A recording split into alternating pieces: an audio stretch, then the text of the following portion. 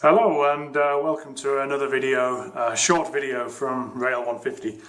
So today I think I've finished stage one of the tracks on the layout. It's there's been many changes, and I consider it stage one because I'm going to put stage two as a raised area on the layout later. Stage one still needs a little bit of finishing off. There's the track needs laying down a little bit better. Some areas are a little bit slack. Some points need to be lined up, but I'm going to get some blue tack to do that, some really powerful blue tack, if there is such a thing.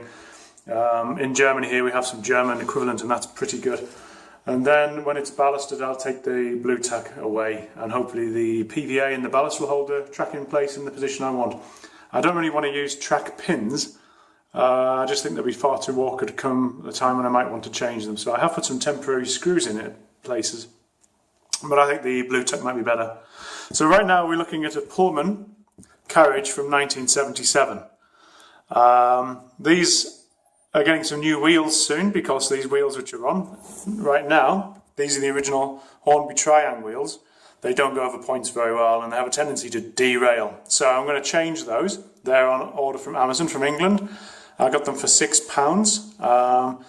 So I bought 4 sets because I've got quite a few old carriages, and I quite like these old carriages. They have a certain je ne sais quoi, should you say. I mean, they look nice for 1970s. The detail isn't perfect. So, anyway, but they are cheap. They are a good price. They're a very good value on eBay if you ever come to buy them. So, talking of having them not too highly detailed, I did purchase a newer Pullman carriage recently. I think I may have put that on YouTube at some point. And it didn't come with curtains. I thought it was going to have curtains, but it came with lights. However, I did like the look of the curtains, and what I've done is that I've decided to put some curtains on this old 1977 one here. So these are curtains that I printed off. They actually come from Scale Scenes. They come from a Scale Scenes house. What I did is use the computer to adjust the angle of them. They weren't hanging like this. They were straight up and down like a normal house curtain would be.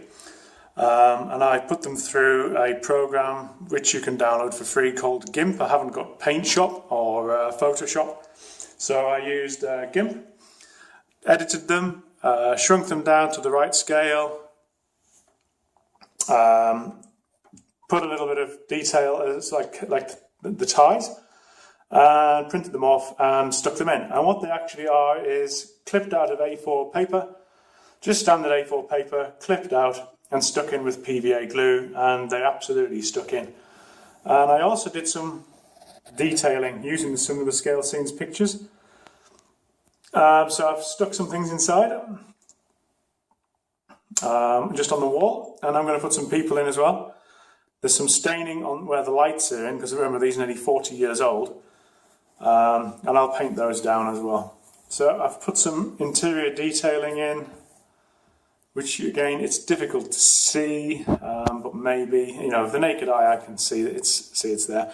But what I'm going to do is light them up inside. I will put lights in. I won't light up the lamps. I don't think that's just far too much work for what I'm trying to do.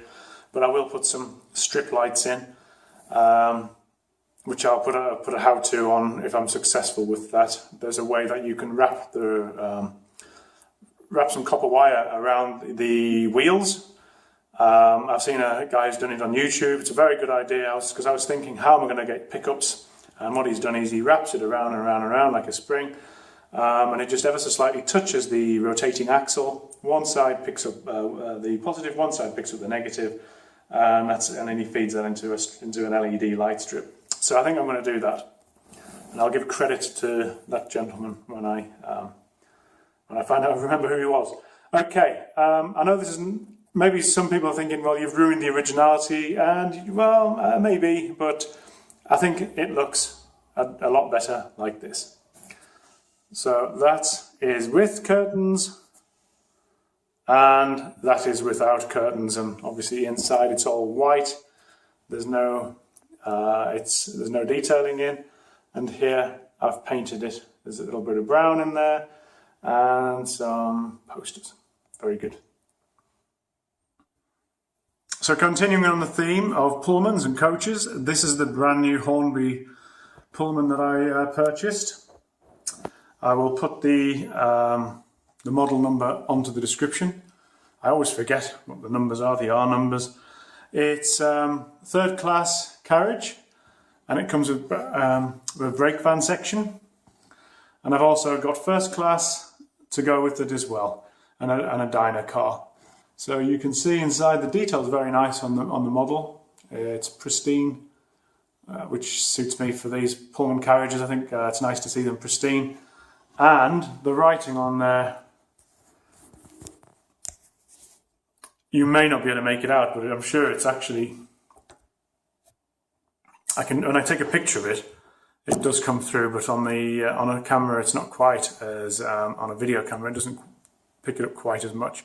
But I zoomed right in and you can read all the writing, it's all legible. It talks about who makes it, Metro Camel, I think it was. So sure somebody will correct that in the future. But yeah, they're a very nice model, they do light up. They've got a good level of detail on, nice separately fitted detail on the, come on zoom. So separately fitted detail on the handles, and that looks really good. And what I'll do is I'm going to hook them up to a train and send them around a little bit of a running session. So here we are, Flying Scotsman in wartime black, pulling the modified Pullman, and behind the flights coming on are the new Hornby ones. Harry the Hauler setting the sidings there.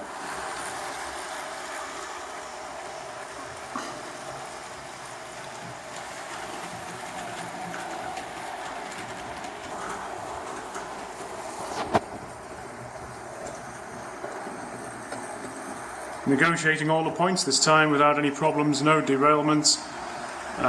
Even on this rather dubiously set up point down here, a little bit of rattling, which is over.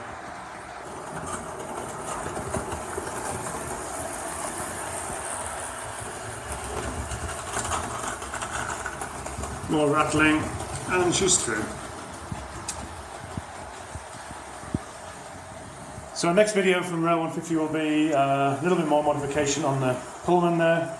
I'll do a how-to as I showing you how I did this. Also, when I get the wheels, I'll put those on and show lighting. Incidentally here, I'm going to experiment with making a rock face out of bark. I'm going to cut that back a little bit as well. It's still a bit too close to the track, but I'm trying to get this hillside to look a little bit better.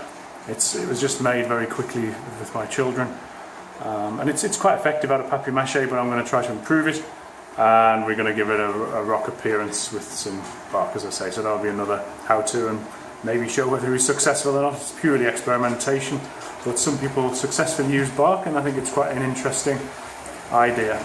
So we'll just, oh, is she still on? Yes, she's still on. So we'll just say goodbye with the Flying Scotsman coming around.